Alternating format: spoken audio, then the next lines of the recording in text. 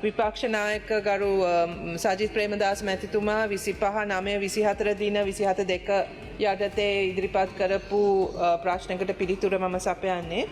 පොහොසත් රටක් ලස්සන ජීවිතයක් ප්‍රතිපත්ති ප්‍රකාශනයේ 194 පිටුවේ නව ආණ්ඩු ක්‍රම ව්‍යවස්ථාවක් කෙටුම්පත් කරනු ලබන අතර එය මහජනතාව වෙත ඉදිරිපත් කර සංවාදයකින් අනතුරුව අවශ්‍ය වෙනස්කම් සිදුකොට ජනමත විචාරණයක්ද සමග සම්මත කරනු ඇත යනුවෙන් සඳහන්ව ඇති අතර එපරිදි කටයුතු කිරීම රජයේ අපේක්ෂාවයි. ඒ සඳහා මේ වන විට මීට පෙර නව ආණ්ඩු ක්‍රම ව්‍යවස්ථාවක් සම්පාදනය කිරීම සඳහා පත් කරන ලද කමිටුවල වාර්තා සහ අනිකුත් ආණ්ඩු ක්‍රම ව්‍යවස්ථා ප්‍රතිසංස්කරණ යෝජනා සලකා බලමින් සිටින අතර මූලික සංකල්ප පත්‍රිකාව අමාත්‍ය මණ්ඩලයට ඉදිරිපත් කිරීමට අපේක්ෂා කරනු ලබයි.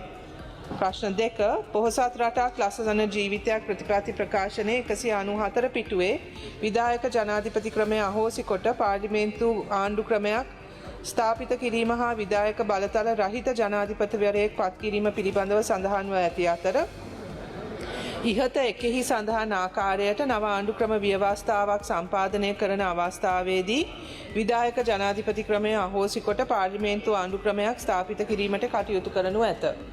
ප්‍රශ්න අංක 3 ව්‍යවස්ථා සංශෝධනය සිදු කරන විට නිසැකයෙන්ම විධායක ජනාධිපති ක්‍රමය අහෝසි කරනු ඇත. නව ව්‍යවස්ථාවක් රැගෙනීමකින් තොරව විධායක ජනාධිපති ක්‍රමය අහෝසි කිරීමට නොහැක. විධායක ජනාධිපති ක්‍රමය අහෝසි කිරීම සඳහා වන කටයුතු සහ එය කළ යුතු ආකාරය පිළිබඳ අධ්‍යයනයක් මේ වන විට ආරම්භ වී ඇත.